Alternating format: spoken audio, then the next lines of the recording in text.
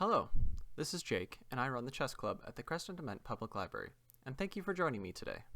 Today, we'll be talking about another chess tactic called a fork. A fork is a multi-pronged attack, a move that attacks two or more pieces at the same time.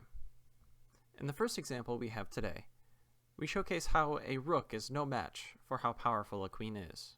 It's white's turn to move, and white is able to attack both the king and the rook at the same time, which is a fork. Forks that attack the king and another piece are especially powerful because your opponent is forced to protect their king first. So black moves his king, and white's queen is able to gobble up black's rook and can safely work towards checkmate. Now this is a fairly basic example, so let's move on to a few examples from some real games that I have played. In the first example game, it's fairly even until black moved his king to a more open position for some unknown reason, and blundered this rook away. How, you might ask? Well, of course by a fork. I have a centralized knight, which is in a prime attacking position, to fork the king and his rook. Because this move is also attacking his king, it's check, which means he has to protect his king first.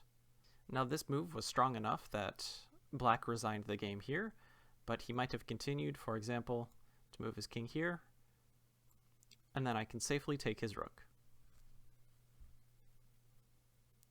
In our second example, again, a knight being tricky gets us an advantage in a game.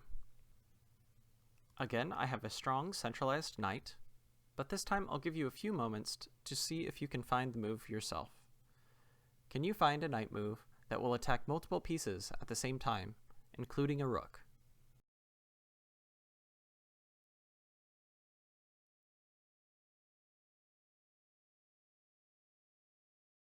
Knight to d6 lets us trade off a weaker knight for a strong rook by forking the king and his rook.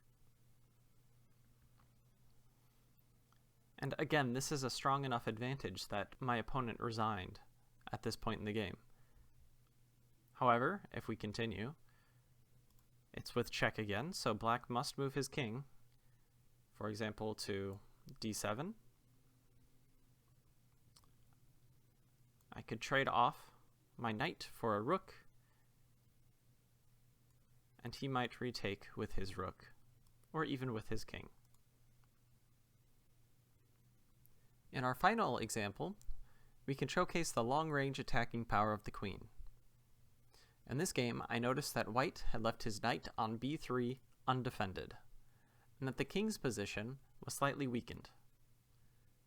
Can you find a queen move that attacks both the undefended knight and white's king at the same time? Again, I'll give you a few moments, but feel free to pause the video if you want more time.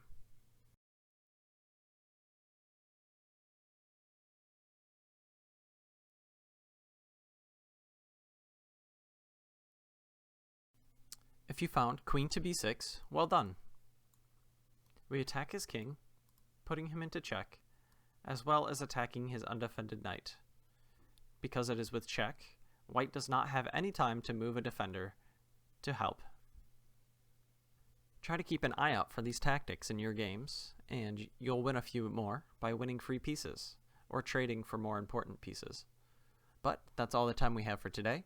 Don't forget to join us next week for another chess video. Thank you for joining me, and I hope you and your king stay safe.